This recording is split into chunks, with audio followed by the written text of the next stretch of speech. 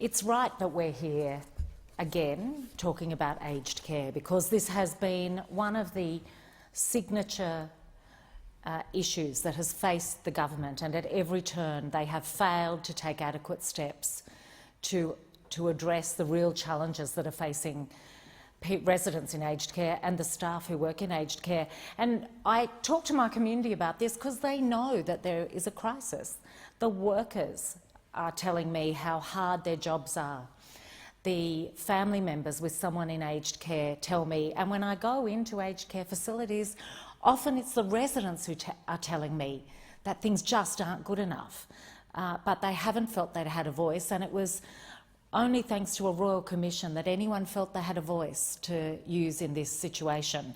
And people in the broader community often say to me, oh, but this is a problem caused by governments over multiple decades, this has been building up. And actually I say no. I was around in 2010 as a candidate, and I vividly remember running aged care forums in my community in 2010 and then 2013. In the lead up to the 2013 election. And Mark Butler was the then Minister for Aged Care, and he came out and spoke to people, and there was no sense of crisis. There was absolutely a sense that things needed to evolve and things needed to change.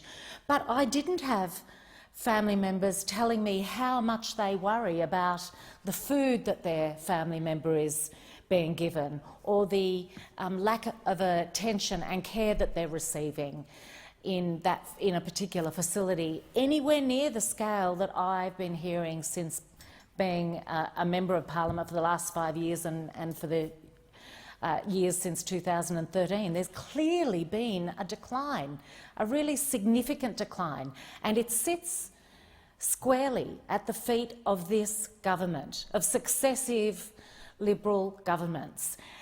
And every time there's an opportunity to take action that isn't embraced by the other side, it's an incremental response. Let's just do a little bit and see if we can get away with doing a little bit. And that's how this legislation feels to me.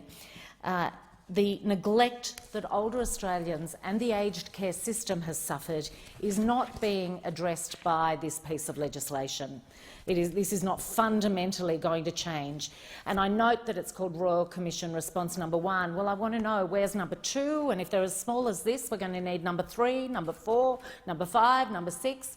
We need a lot of these to be considered any sort of meaningful response. And the Prime Minister somehow tries to make out that it's really not something that he needs to worry about aged care. We saw that during COVID at its height last year, when aged care facilities were what an onslaught they were facing. The fear that was around, and an absolute failure by the government to take responsibility for keeping residents in aged care facilities safe and in keeping staff safe. I have to say, I was shocked to know that when eventually we managed to get the government to bring in some rules around staff, for instance, only being able to work in one facility due to COVID, that quietly that rule was just dropped, just disappeared. And we only found that out when we had another serious outbreak. Now, it is just extraordinary behaviour. It's kind of like the people who slow down on the roads when the policeman's watching, but as soon as their attention's diverted elsewhere, they speed up again. And that actually costs lives in both those situations. The delay in responding to the Royal Commission is one thing, but in the lead up to the Royal Commission there were 22 other reports about aged care, which pretty much mapped out the sorts of things that could be done. And at every step, this government failed to put forward a plan. Even this is not a plan to reform the sector. This is not what people were expecting to see. It's tiny steps, absolutely tiny steps. And I suppose what I'd like to do is highlight some of the gaps that I see that remain. And one of the number one gaps is workforce. Nothing is going to change without fundamental reform to the workforce. The people who work for They earn, some of them are earning less than you would earn if you were feeding animals at the zoo. Their base pay is so low, and that says everything about what those opposite think in terms of the quality of workers and the importance of the care that they're delivering. The workers I know, and I know them because I go into aged care, and sometimes it's to visit my father, and the workers run off their feet, but they're incredibly caring. I can see them. I often see people just about to be leaving a shift. Now, they've probably worked longer than their shift was meant to be anyway, but as they're walking out with their coat on one arm and a bag and the supplies they had for the day, they hear a voice from a room saying, "Can someone help? I need to go to the toilet." Or they'll hear just a call out from someone in a bed. And you know what they do? They just drop their stuff. They put it on the ground and they go and see what they can do to make that person more comfortable. This is the sort of people we're talking about. Incredible people. And the fact that the government has failed to do anything to look to improve the wages for those overstretched and undervalued workers, that's something else that says everything about what those on the opposite side are like. They're very happy to give $3.2 billion of funds to providers with no strings attached.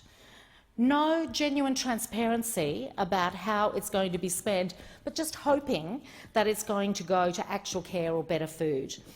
But the accountability that is built into this is so broad and loose. It's one of the big failings in this piece of legislation. The home care waitlist is an embarrassment. It's more than embarrassment. It's a shame, and it's a shame on this whole nation that people are at home waiting for a home care package that they have been approved for. They've been assessed, someone has talked to them, and you know how hard those conversations are when you've got a husband and a wife who have to sit there and say, "We can't do this on our own anymore." People who've lived in their home, who've been married, in my parents' case, married for decades, and yet my mother has to say, "I can't do this looking after my husband anymore on my own." I mean, do you ever think about what that feels like, even to get to that point and to ask for help in home, and then to be assessed and told you are eligible. You're eligible for a high-level care package. But there's a catch, because there isn't one available, and there'll only be one available when someone dies and frees it up.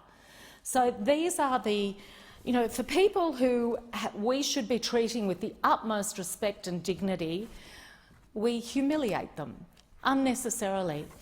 And that's one of the things we should be fundamentally trying to change in these reforms. When you have a Royal Commission that just says neglect, underneath that is lack of respect and lack of dignity. And they're the sorts of things that we should be absolutely busting a gut to be improving.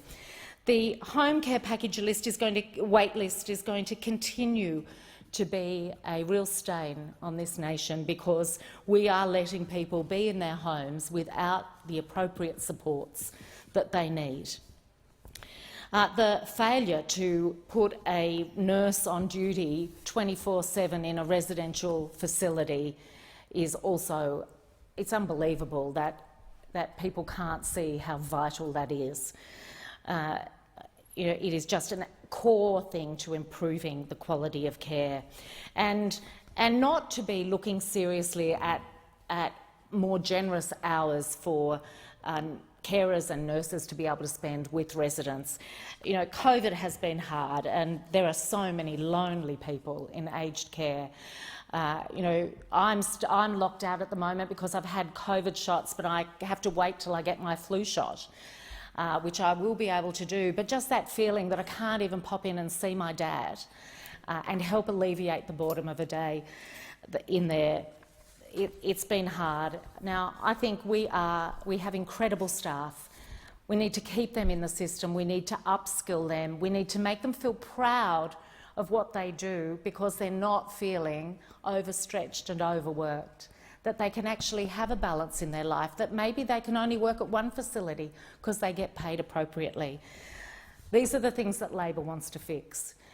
I have looked at this government and the way it treats aged care for the last 8 years, and I know that Labor can do better.